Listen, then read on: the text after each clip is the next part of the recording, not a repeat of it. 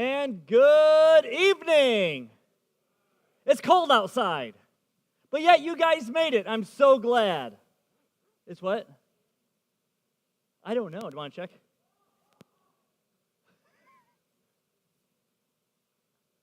I came prepared. Because the Lions won today.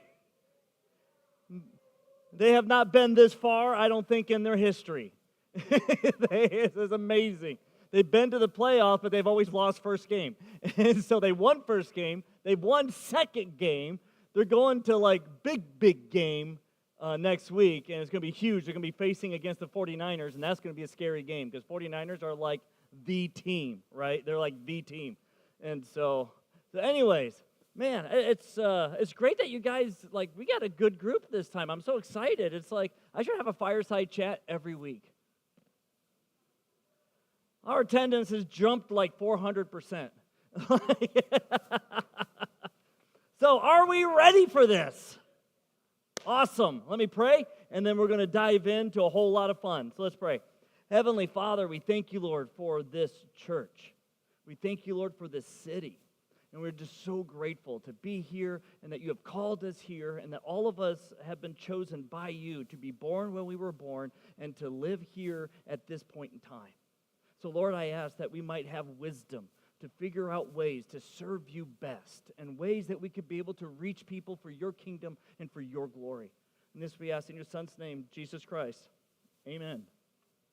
Okay, so to go ahead and start this off, I want to do a quick recap of the past 5 weeks of sermons. I'm just kidding, not going to do that. I do want to recap last year, okay, because 2023 was a very big and a very productive year. Wouldn't you agree?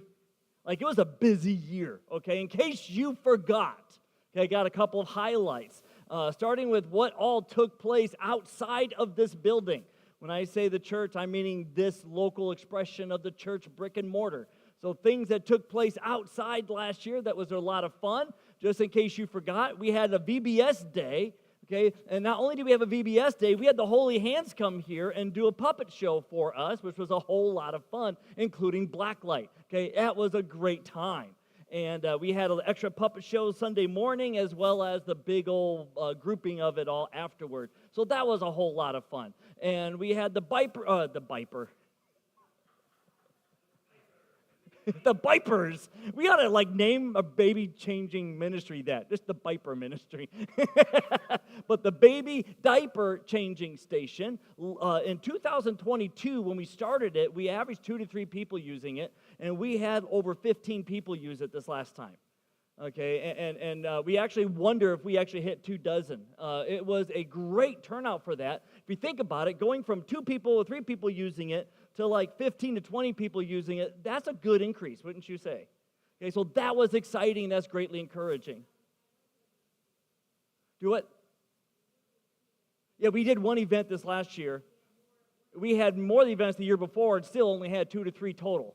Okay, so it was amazing to see the change in it. Of course, people in 22 were like, that's interesting, we like it, we're just not needing it today. And then last year, people needed it, and it was fantastic. It was a great service to be had. In fact, the city saw it at the 4th of July, and they want us more involved in city events.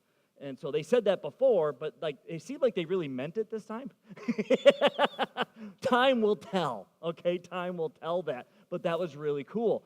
We had the Bagels Fest and Veterans Day parades. And for those that may not remember, on the Bagels Fest parade, we had a special trailer designed to look like a Tatooine and a Death Star tent. And then Tia and I were on there in Star Wars clothing because the theme for Bagel Fest was Star Wars. And you know if it's going to be Star Wars, that's my bread and butter. Okay, that's going to be a great time. And so Tia and I were on the float there, on the trailer, doing actual combat with our sabers. And we about died, but it was worth it. It was incredibly hot. We ended up having blisters on our hands, and teeth broke open, and it was brutal. But we had a great time. In fact, a couple times we stopped and we were taking a breather, and I was drinking some Gatorade, and some kids started yelling, "Fight, fight, fight, fight, fight." So we put our Gatorades down and went at the more cyber battling, and everyone started cheering, and we're really excited. And so that was a whole lot of fun. And of course, my daughter was Darth Vader, and she had Grogu hanging by a tie from the window because she's weird that way. And it was just really neat. Veterans Day Parade, we had a whole bunch of puppets dressed as different branches of the military, which people just thought was so cool and very, very fun. And so we had all of that going on. Then we had our big event, right? National Night Out. We had over 400 people attend the event, which was amazing. Some people asked me if we really needed overflow parking across the street and down the road. And the answer ended up being yes. We needed the overflow parking because we filled up the west parking lot and all the way on the grass and shuttled people to two other parking lots. So how great of an event was that we had more people than our parking lot could hold show up? Okay, that was so amazingly cool.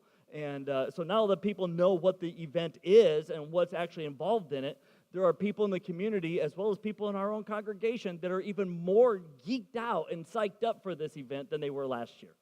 Okay, and so it is just going to be just a great thing to be able to continue to be part of. Okay, we also had our trunk or treat Christmas with photos with the live reindeer that was there. We ended up taking photos of over 370 families. So just think about that for a moment. Okay, 370 families took their photo at our booth last year and during trunk or treat. Okay, talk about exposure to the community. That is crazy. And then over the following days, we had hundreds of people that went onto our website and downloaded photos. And of those, we had like several dozen, I think around 40, that actually navigated our site. And we had about a half dozen to a dozen actually go to our YouTube page and clicked out of our links. So we had a pretty good turnout on all that, which was exciting. Okay, so that was amazing. And so we had a great time with that. And then we were involved in we had our name out, sponsoring various art events, but then came Lightworks, where we had a basketball playing Santa, that was our name, displaying that art display, and we had our nativity, live nativity, which a lot of people said was the most fun they've ever had doing live nativity. Because there was at one point that we just all stood there and we took out our cell phones and took selfies. And you got to know that it is a great moment when you have this nativity, birth of Jesus, and cell phones. Okay? It was a great amount of fun. And so that was a great time as well. So that's just some of the highlights of what took place outside of the building last year. What took place inside the building last year, some quick highlights, was also quite amazing. Like I said, we had a full year, right? Okay, we had our 75th anniversary event, which was a whole lot of fun, and a lot of people showed up for and had amazing food in the back. And because we had that big old event, we had a new history wall that got put on the back there, which a lot of people really enjoyed and appreciated. Okay, so we had that also got to go on. And we also had the beginning of a new Sunday school class, a pastor's class, so yeehaw on that. And we also had within our building here a great partnership with the Maranatha Christian Academy, the school across the street. I know, I point to outside, but the school across the street, right, where they have not only using our gym for their basketball practice and gym class, but they also had the Academy of Arts come in from out of state and set up a big play that took place here that was amazing. Okay, and so that was a whole lot of fun that took place there. And we had so many people attend, we filled every single pew front to back and had people in the balcony. All right, so we had like over 240 people attend the plays over those 2 days. I mean, that's a packed house right there. I'll tell you that right now. That was amazing. Okay, and then we also had our Christmas Eve breakfast party where we had our white elephant gift exchange, and then we also had a New Year's Eve game night that was actually really fun. Marilyn, a lady was visiting, Nancy and my wife and Ziva were at a table. Like the rest of us were playing games like civilized people. But that table, like, I don't know what happened, but they were laughing so hard they were crying. They were standing up. My wife's wiping her face. Nancy's crying. I don't know what happened over there, but they were laughing so hard. I thought somebody brought something inappropriate to drink. I mean, it was so much fun. Okay, so looking at just these two lists alone, wouldn't you say we had a very busy year in 23? Given our size, think about this. Okay, we did the type of events and amount of things that just about equals the Fields Church, who is over 700 people. Okay, let your brain wrap around that, the stuff that we did and the people that we reached out to and the size of some of the events that took place. Okay, we function as a church significantly bigger than who we are. Okay, great things happened that year. It was quite amazing. Okay, so we had a very, very, very busy year. But we have also, from all of that, learned a couple of very interesting things and some struggles that we have to overcome. Okay, so we got to learn from that. A lot of those things on that list we're repeating this year.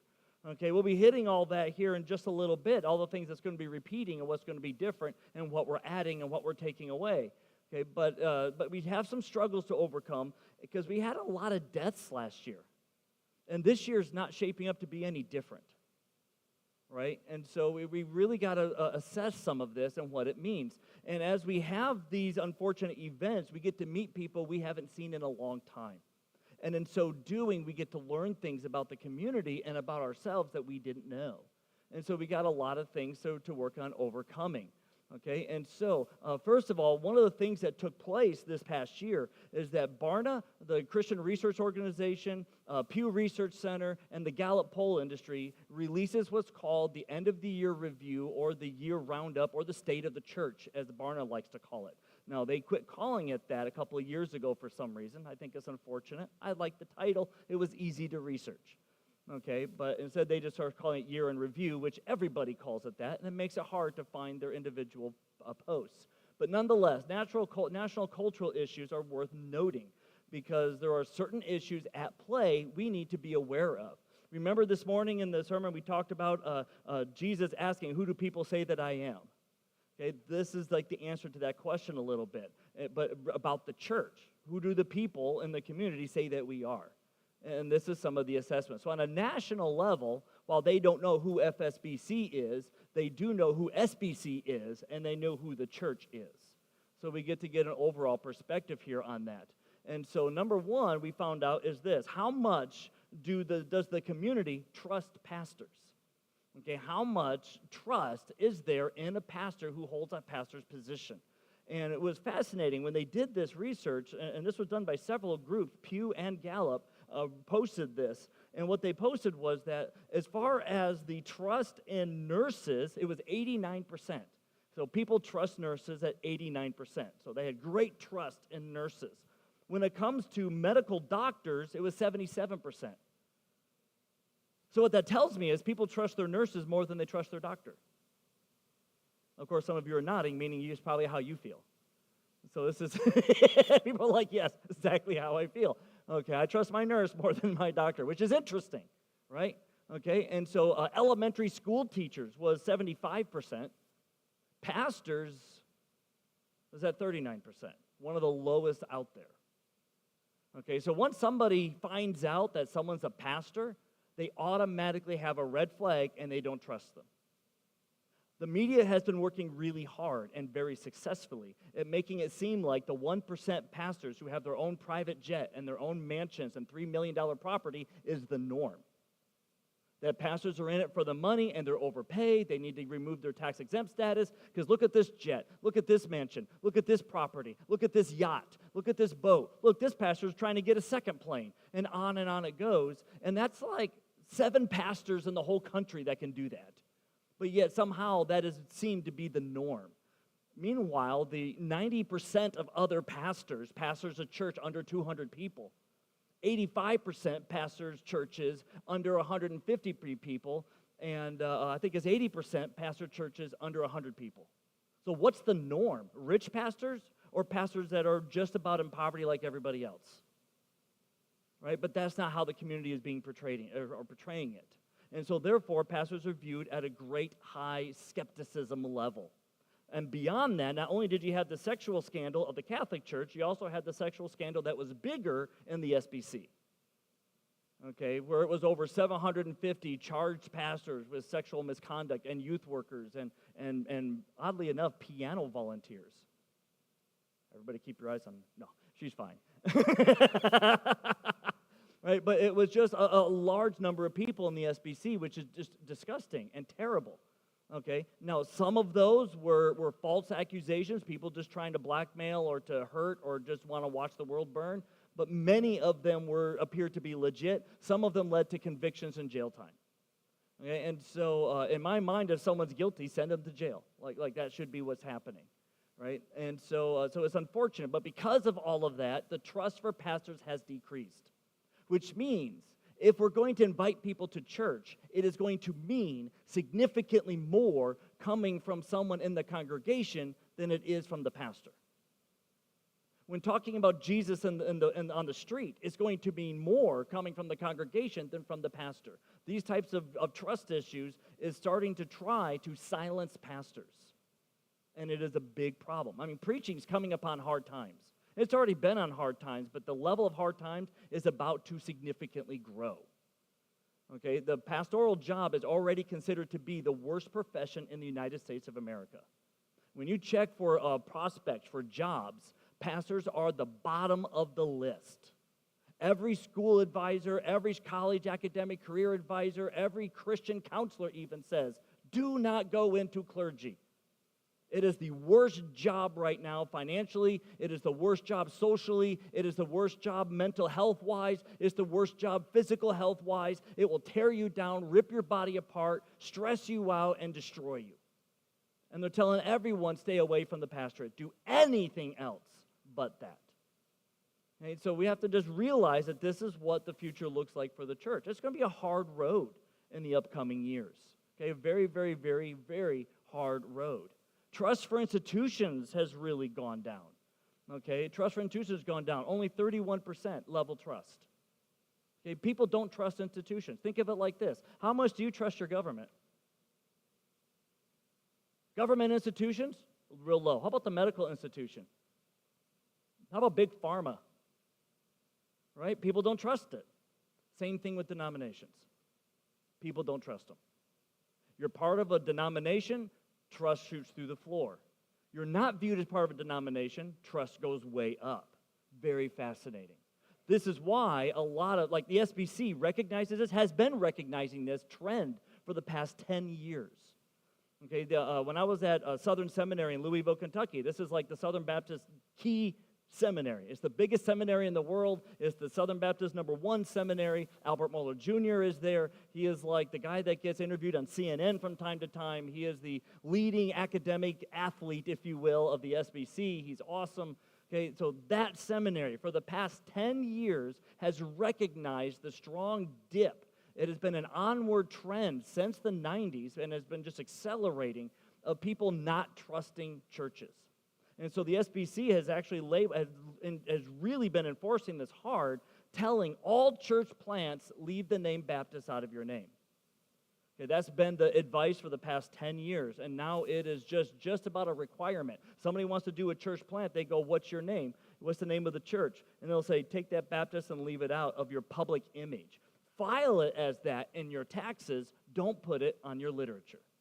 And so that's been their push now for about a decade, and it's becoming even more emphatic about that. Right? And so it's just because the institution trust is low. Think of it like this. Hi, I'm a pastor. Trust. I'm a Baptist. Okay, that's what's happening. And it's becoming very, very difficult. And so these are some statistics that are important to know about and to be aware of. People have asked me when they know about this, they say, does that mean we need to change our name? And I go, no, it doesn't mean that. Now, if I was planting a church, I absolutely wouldn't have Baptist in the name. If I was planting a church, I absolutely would not. But being a church already existing, I would not go about changing the name. Because what happens is if people think the church is a pig, and you put a mustache on it by changing the name, people are going to realize it's still a pig. Right? So name changing doesn't usually help a church already in existence like that. You think that it would, but the community real quickly finds out, unless everything inside changes dramatically, structure, format, and everything, then the change didn't really happen. It was just a new sign, and that's it. Okay, so don't fear that I'm trying to push for a name change. I am not actually pushing for that. That might come to a surprise to some people, because usually I tell people, you need to do something different, but in some situations that's not necessarily the case.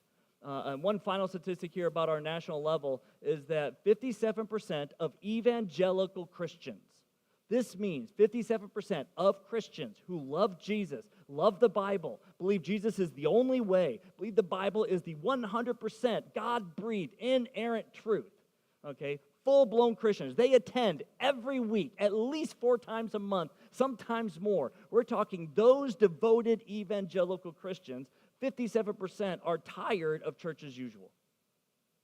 They're tired of the traditional format and the traditional style. They're tired of the traditional way of doing things, and they are wanting a different experience. They're wanting to be able to have something change. They're wanting to have an alternate type of experience while they're in worship services, is what they're wanting, which is really fascinating. I was frustrated with the research, and that didn't say what they're looking for. That doesn't help. I'm sure it's different for so many people, but at the same time, if I could get ideas from all these people and then say, well, what's in common, and give us a place to start, that would be nice, don't you think? But do they give us that? No. So we have to bat from the ground on that one, but nonetheless, it's worth knowing, okay, because we have to understand a couple of things about ourselves, stuff that we might not even know about ourselves, because we have our own issues that actually line up with the national data that we might not even be aware of. And so I'm going to share this. Now, it is going to be really easy for us to be defensive on this. I want to encourage you to hear this well. Okay, it is not, there's a reputation about our church that is pretty strongly held throughout our community in this area of town. Just predominantly this area of town. You start going like toward Walmart, they haven't even heard of us. Okay, you start hitting that area of Mattoon, they don't even know who we are. Okay, so it's like, don't worry about, like, we have no reputation there, which is also unfortunate. So like half of Mattoon's never heard of us. The other half that has go, ooh. Okay, so we need to understand this reputation that's there. Now, I've been working extraordinarily hard at trying to change the reputation, but it is an ongoing work that's going to take multiple more years to correct. Is the reputation incorrect? Yes, it is actually incorrect. But does that make the reputation any more damaging or any less damaging? No, it's still a problem. Like, if other people believe something false, just because it's false doesn't mean they're going to stop believing it, right? So we have to be aware of that. So here's the thing that tends to be a reputation that we have, and it is our absolute biggest obstacle, and the reputation is this, that we are a stuffy, uncaring church that is God's waiting room. That is the reputation that we have, that we are a stuffy, unloving church that is basically God's waiting room. It looks something like this. I really began realizing how deep this runs. I just heard things from different people when they say, oh, that church, I heard that church was, and I thought that was an isolated opinion until I attended multiple funerals this past year, more than any church should ever have to suffer. Okay, we've had just a really hard time. In fact, fascinatingly enough, the pastor across the street, Dan Hafley at Maranatha, has emailed me several times, sat me in his office and said, are you guys okay? Like you have had more funerals in 1 year than I've had in 10. And he means that, okay? And so it's rough. Now, when I was at 2 of the funerals, they were at the funeral homes, not held here. Okay, Barbara Robinson was one. I forgot who the other one was that I attended, and I apologize. My brain is a lot of stuff going on. I don't remember, and it's not a disrespect thing. Okay, but there was 9 people died last year, and we had 8 funerals that my wife and I were attended. And there's just a lot of people to try to keep straight. And almost all of them never attended while I was here, with the exception of Joanne. Most of the other ones, they did not really attend, if I'm remembering right. Joanne, obviously, a great attender and a great participant in our services. The other ones were like shut-ins or older or whatever the case was, as the most part, other than some like Barbara Robinson who would attend the Women on Mission events and whatnot. And so at those funerals, what I heard twice from a person speaking from the microphone, because these were non-John Callio-led services. They were led by somebody else or a family member. And they made a statement that I will not forget because I don't want to forget. And they said this. They said, I was warned by Barbara Robinson was one, where her grandson led the service. at, I think it was Mitchell Jordan. And I don't remember where, it's inconsequential. But the grandson led it, and he said, my grandma told me that be careful of that church because they button their shirts really high. Okay, so that's a phrase that means that everybody there has to be absolutely proper, formal, absolutely strict dress code, got to have that top button, tie, everything. It just brings with it a whole lot of things. And that was the phrase that was heard at the funeral before that as well. That church, we had to have it here because they would not appreciate the music and the type of stories they wanted to tell there because we button our shirts really high. So they wanted to tell some stories about the one that was deceased, but the stories, which were, by the way, hilarious, could that have been shared here? Absolutely. Not just at a funeral. I would have shared them in a sermon. Okay? They weren't offensive in any way, shape, or form. But they felt like because they were funny, it was inappropriate to be told here according to us. Now, is that true? No. Do we have a sense of humor? Well, most of you do. There's times I'll tell a really good joke, and there's people laughing, and some of you are like, I'm trying to decide if I got it. I got it. Now I'm trying to decide if it's funny. You know, I understand. And you know, your grumpiness is funny to me, so that's cool. But nonetheless, you know, but they have that reputation that this is the church your grandma goes to while she's waiting to die. And that is formal, stuffy, up collar, and it's like, well, these people haven't attended here in years, at least not while I've been preaching, and they don't know that things are different here, but that's the reputation. And so then when you try to say, hey, we want to invite a family in, hey, we want to invite you to come, they go, oh, it's that church. Well, I'm like in my 30s, and I got young kids. I don't want to go there. That's where grandmas go. You see the difficulty there? Now, does that mean that grandmas aren't welcome? Yes, grandmas are welcome. Bring them in, right? We want to be a multi-generational church. We want to be a church where we have little itty-bitty babies, hello, Talia, and we want a church with really, really, really old people, you know who you are. Okay, we want the whole spectrum and everything in between. We want everyone to come to Christ. We want everyone to worship together. This is why Rachel designs the worship service the way that she does. It's called multi-generational worship. We got songs that are like within the past 10 years. We got songs that are like older than my grandma, right? We got some good old hymns. And we have songs that are from the 80s and 90s, right? We have the whole spectrum of songs, right? We had Death Was Arrested Today, which is a really newer song. We had, what was it? Seek Ye First? Was that? No, what was it? What was this song? What? You Are My All in All, which is from the late 80s, early 90s. And then we had some hymns, and we had House of the Lord, which was a relatively recent song. We had a good blend of songs. In case you're wondering why it's blended like that, it's because it's songs for all ages to appreciate. Because we want all ages here. But does that the reputation out there? No, it's not. Okay, so we need to work on overcoming this reputation. And that's going to take some work. And that can't be done by just the pastor. Right? This is one of the reasons in case people wonder, why did I go through putting up a Star Wars float and doing full combat as our parade float? Like, we're not a violent church. No, we're not a violent church. Not at all. Well, why did you do that? Because it was fun. Because we are people that can appreciate the culture. We're people that can say, Star Wars, that's fun. Let's be in the parade and do Star Wars and have a good time. Like, you know, because there were some other churches that were like, well, we put up a cross. Well, that's fine. We have a cross in our logo. We got that covered. You know, we're just also enjoying and having fun with all this. Like, let's have fun with it. And so we're trying to change the reputation. We're working on it. But it can't be just the leadership team. It's got to be all of us on board wanting to let people know that this is a fun place. We've had several people that came from not that long ago when I did it was my first year here, and we did a series in Jonah, and I dressed up as the Grinch. You guys remember that? Man, that went all over town for a little bit there. People were like, the pastor preached as the Grinch? You know, we lost a family over that, but we gained 3. So in my mind, that's good math. what to do. But it was just great that we had 3 new people come, of which still attend, which is great. Okay, and so it was a lot of fun. And they will tell you really quickly that they wanted to come when they heard there was a Grinch involved. And they're like, "He did a sermon dressed as a Grinch? I'm there. That's my pastor." And it's like, why do that? It was fun.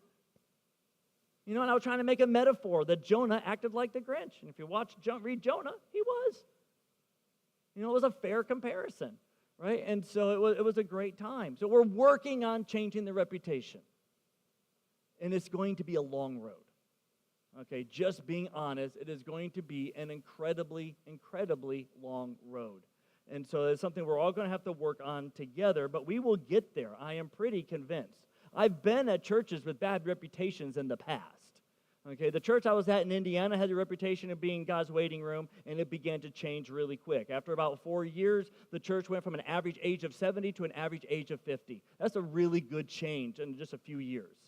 Okay, we had a lot of young people come in, started developing a college career age group, which was really cool, and had a praise band that were all young people. It was just an amazing turnaround. When we were in Michigan, we had a church that had the reputation of electrocuting kids for not knowing their Bible.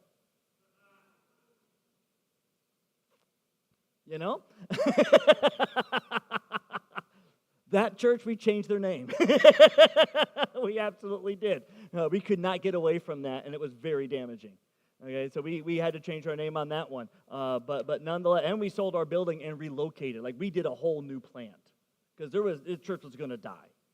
There was no getting away from that reputation. So we literally shut it down and did a whole new plant. That's really how you do a name change, by the way. If you're going to do it, you shut it down and you redo a plant. That's how you do it. Otherwise, people will just say, "Same pig." Right? And so that's why I am not vying for a name change, because I don't know about you, I don't want to leave this building. I rather like it here, don't you? I think it's a great location. I think it's a great facility. I think it's a great piece of property. I'd like to stay here. I've had 2 pastors approach me asking me if we would swap churches with them or sell our building to them within the past 2 months. I told them all where they could go in a very polite Christian way. But they were serious offers. Like, it was no joke, right? Okay, and so just kind of FYI, this is our reputation. They're like, we heard that you're God's waiting room, and we figured you're just so few people you can't maintain that building. You're just rattling around in there, so we thought we would offer you a building swap. Our building's too small for us. We would love to be in your building. You have our building, and we would pay the difference. And I was like, nope, I think we're going to grow into that building. I think it's going to be fine. I'm not worried about it. Okay, talk to me in 10 years. Okay, if nothing changes by then, maybe we'll have a conversation. But otherwise, no, we're going to be just fine. Right? And so it's just no, not happening. But that's the reputation. Even the pastors have heard it. Okay, so like I said, we got a lot of work to do. Okay, a lot of work to do. So, what does this year look like? You might remember that I had mentioned in the Matthew sermon a while back that to be salt and light meant that we are not just to be about preservation, not just be about purification, but we should be about pizzazz. So pizzazz for this year. It's going to look similar to last year, but there are going to be quite a few changes. So here's what's going on. Number one, change that we're going to be, or thing that we're going to be doing, not change, we're going to be doing, we're definitely doing National Night Out again. Like, absolutely. Right, we're going to try to do this every year. We had over 400 people attend. I had people tell me that they've been in this church for like over a decade. Never has there been an event that attracted that many people to this property like that at one time.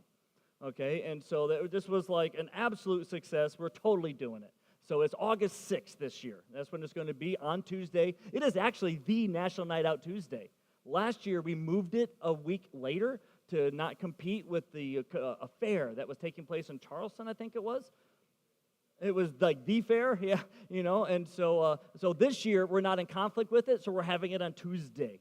The following year, if it's in conflict with the parade, we're going to try to keep it on the proper Tuesday anyway, because we would have had 2 years of reputation building and setting it up. We shouldn't be in conflict too much anymore. That people who are going to go to the fair are going to go to the fair, and those who want to come here will come here, because the fair is more than one day. It shouldn't be a problem. So we're going to give that a shot in future years. But this year, no conflict, so we get to have it all to ourselves. Isn't that great? So we have that going on August 6th. We're going to continue the Bagel Fest and Veterans Day Parade. So yay, we're going to do those two for sure, because those were a lot of fun, and we're going to do those. Okay, and we're going to be on July 4th, again, the diaper changing station. We're going to be doing that at the parade ground. That was a great success for us. It was a great outreach, a great way of exposure to people, a great way to love on people. It was fantastic. So we're definitely going to do that again. If they allow us to do the diaper changing station at Bagel Fest, we'll do it at Bagel Fest. Although I'll be honest with you, we didn't get to do it last year, and I wasn't heartbroken because I was tired. Our summer was so busy that I did not mind not being at Bagel Fest for all these hours of the day in that sun, okay? I did not mind missing that out. However, this year, we have a secret weapon. We have a portable air conditioner unit, 2 of them. We're going to put that inside that tent with a hose that goes under the tent and pushes the hot air out and blows cold air in. Everyone's going to want to be in our tent. Let it be 100 degrees outside because it's 70 degrees inside. Woohoo! Go ahead, be outside the tent and experience hell. Come inside the tent and experience redemption. Ah! So yes, 2 air conditioners for the tent this year. Yes. So we're good to go this year. Surprise! Okay, our relationship with the MCA is going to continue. They got the Academy of Arts coming again. They're using our sanctuary for that, for a Friday, Saturday performance. That's going to be a great time. Continually using our gym for gym and some basketball practices. And so that's awesome. I'm telling you, when 2 churches of different denominations that can see still that we have the same Jesus and the same attitude on things can work together to make things happen, that is a reputation that shows that we are not an uppy, stuffy church. You know, that we're willing to work together and do things, that is amazing, okay? And there's a lot that's going to be happening with it that's going to be happening down the pipeline that I want to share, but I can't yet. I have to wait until after this week is done. And then I can share it on Sunday. But I have to wait till Sunday, okay, because I don't want to let the cat out of the bag. But there's things that are developing, and I'm just so pumped.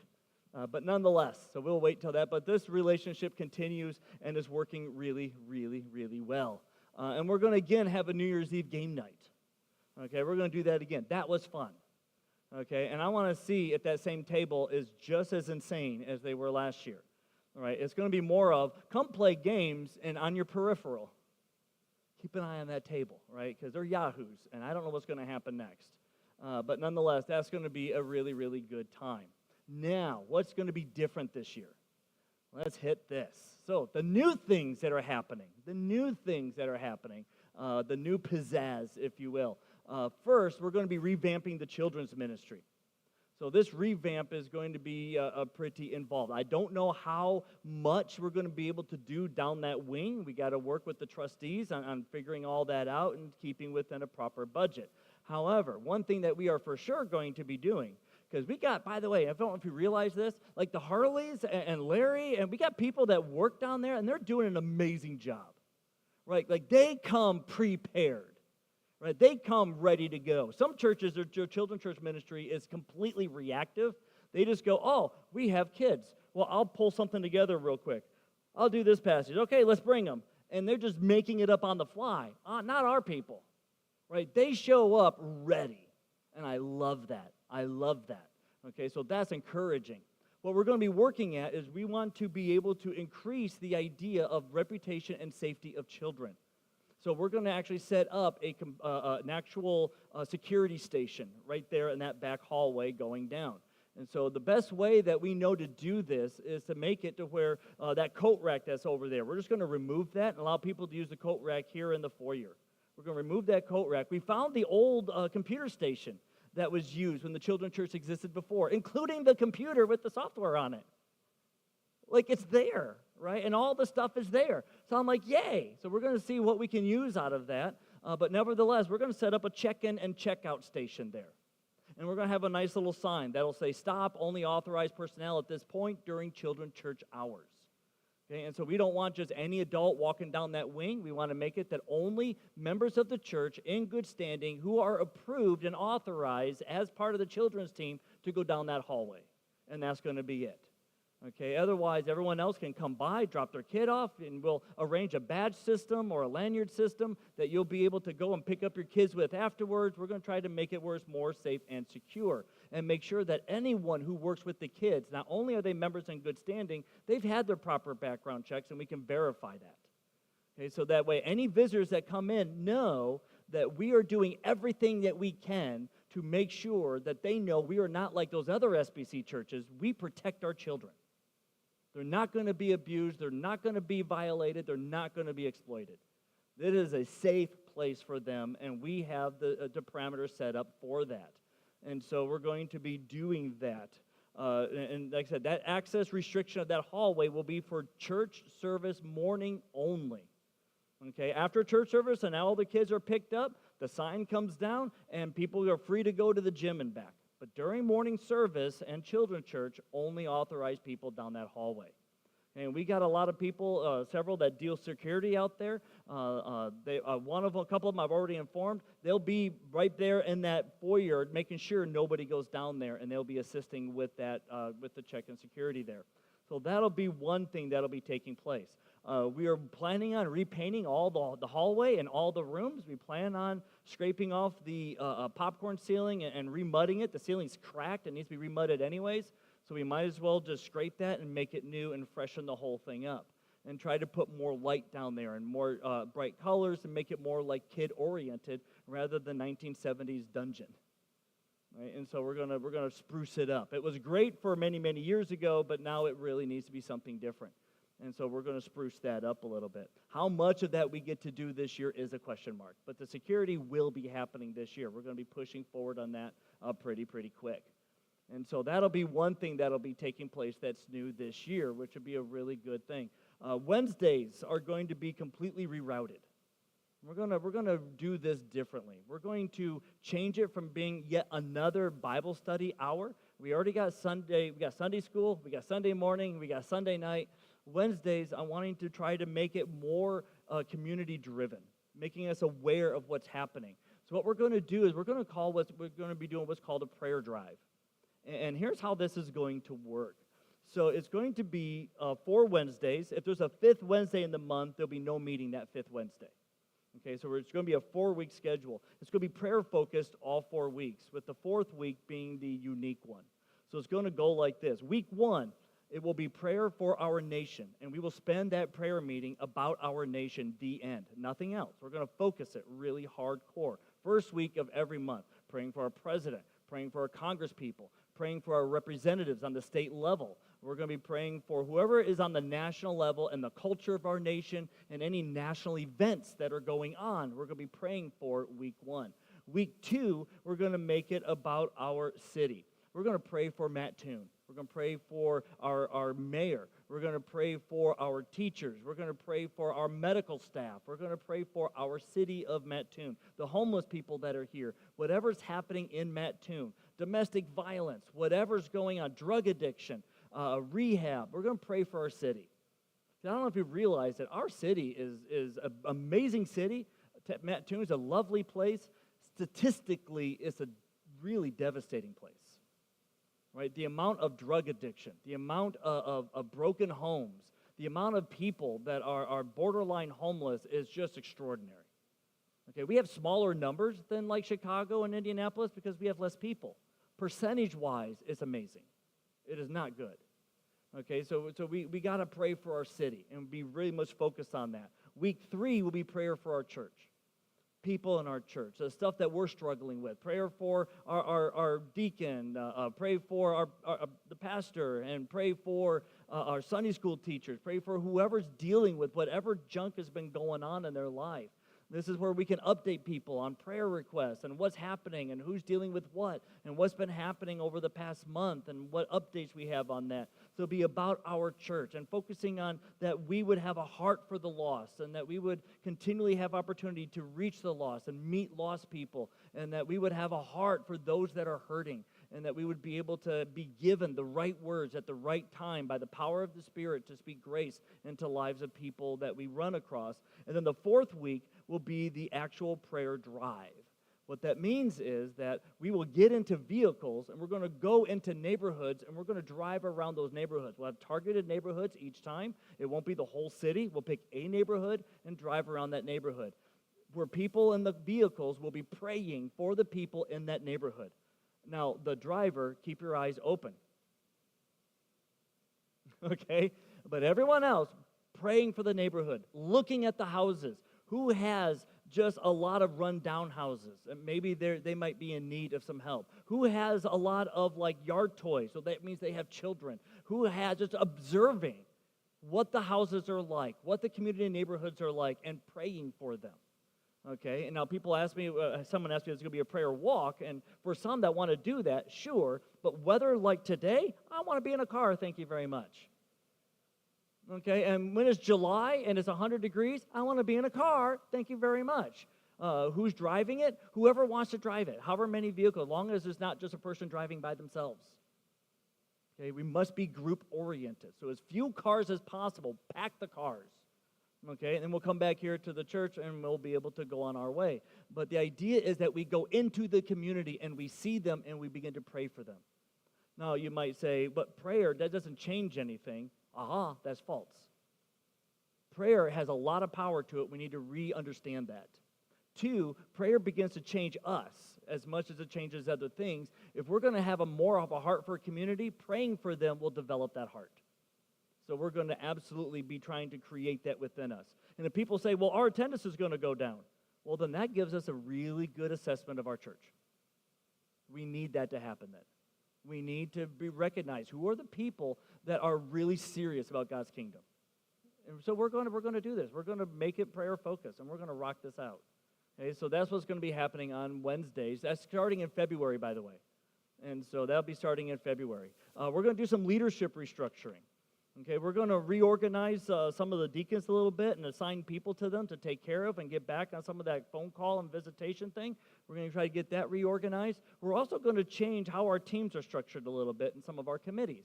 And so, for example, we're going to, because here's the thing, we as a church, we're a small church, right? We're under 100 people. That means we're classified as small. In fact, some days we're significantly under 100, depending on the week. Okay, and so we're a small church, and we have teams and whatnot set up like we're some type of big multi-100-person church, so we need to consolidate that. So what we're going to do is we're going to start, number one, it's going to sound weird, but hold on, we're going to dissolve the outreach team. We're going to have it no longer it's no longer going to exist. We're going to dissolve the outreach team because we're going to take John. I already talked to John. He's gung-ho about this. He's going to start a men's ministry team, and it's going to be outreach-focused. He's going to start a men's ministry team. And if we have ministry teams that are all about serving God's kingdom, every team will be outreach at some point. And we will have more outreach probably from that than we would having an outreach team. Because an outreach team means everything, but a men's ministry can focus. A women's ministry can focus, right? And having a national night out team, which is what we're going to develop, can focus. Okay, and the national night out team is going to be, I prefer any team like that being like 4 people. Okay, you get too many more than that, you're going to get just a lot of people having conversations that's just going to make things get stalled. But 4 people. Now, I know the work is bigger than 4 people, but those 4 people aren't to do all the work. They divide the tasks properly amongst those 4 people, and those 4 people make sure it gets done. So if somebody has contacts for food trucks, there's a lot of contacts to be made. They don't have to be the only ones doing it. They can call people to help them make phone calls, even though they're not part of the team, as long as they can help properly make phone calls, and we just make sure that they do that properly. Okay, but we only need a few people on the teams, 4 to 6 people, and that's all we really need. And so we're going to start developing some of that. So instead of having a whole bunch of committees, we're going to be making some teams and keeping them around 4 people preferably. And so we're going to have a National Night Out team that's going to form about maybe 4 people. If you're interested in being in the National Night Out team, see me, and we'll see about getting that set up and getting that marching forward. Meanwhile, like I said, John's going to be starting the men's ministry, which is going to be awesome. He's like, what do I get to do? I said, what do you want to do? Like, you're free. Like, you don't need permission. As long as you stay within budget, you have permission to do whatever you want to do. You want to have a smoking night? Not cigarettes? Have it. You want to have a gun shooting night? Have it. You want to have a whatever? Have it. Like go for it. Like invite men to come to it. If they show up, great. If they invite friends, awesome. If they don't show up, then maybe do something different, right? But just go for it. Like, you got freedom, dude. Make it happen. And he's like, I like this. Okay, that's how I like to function. I like to get people who have a passion for something and set them loose. All right, and so John's my men's ministry grenade. I'm just like, here you go, John. Okay, and we're going to see how that goes. So I'm really excited for that. And we're going to kind of restructure things like that. Start taking different things and moving things around. The idea is this. Here's my philosophy behind this. If I were to pretend that FSBC, First Southern Baptist Church, did not exist, if I were to pretend that it did not exist, and I was planning a church from scratch, and I was told, here's your team, and it's the congregation that we've got, who would I assign in what role? What positions would just not really be necessary at this point in time? And how would I get the right people in the right seats of the right bus so that we could move to the right direction? And so my first thought was, I wouldn't have an outreach team because I find those usually not the best way to go. It gets confusing. I started a men's ministry team right off the get-go. Who's the man for that job? And my mind went to John without any question or hesitation. So then I went to John. He's like, I'm on board. And I'm like, all right. Then that solidifies that. And I'm going to keep doing that throughout the year. Just reassess everything and redesign things and restructure that a little bit. So that'll be taking place. My hope is by the end of 2025 that we'll be a whole different looking church, whole different ministries, whole different teams, whole different people in leadership, and everything will just be, if someone were to come back and disappear for 2 years and come back, they'd be like, whoa, this is a whole different, that's what I'm talking about. Okay, and so that's kind of what I'm hoping for.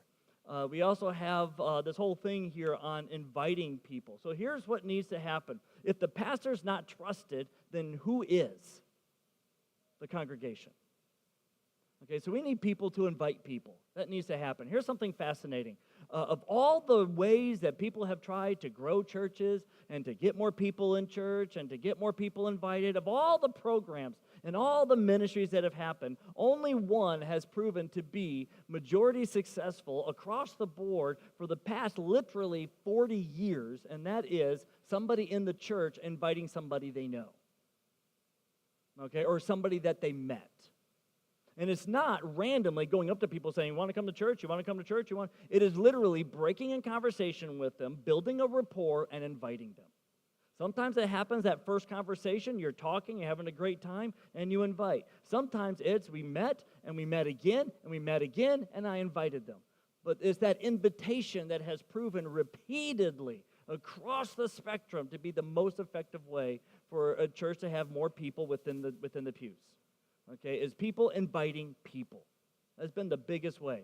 When we had, just as an example, when Melissa's joined with us, okay, because she's been attending. How she came was, I went to a Mattoon in Motion meeting, met her there, invited her to come, okay? She never came. No problem. Time down the road, she got invited by somebody else that knew her, and she goes, I've heard that church name somewhere before, but I'll think about it. And then someone else who attended here knew her, said, the pastor preached in a Grinch costume. And she said, well, then I got to go there. And she came. How many invites was that? At least 3. Okay, the most effective one was when other people invited her, not when I did.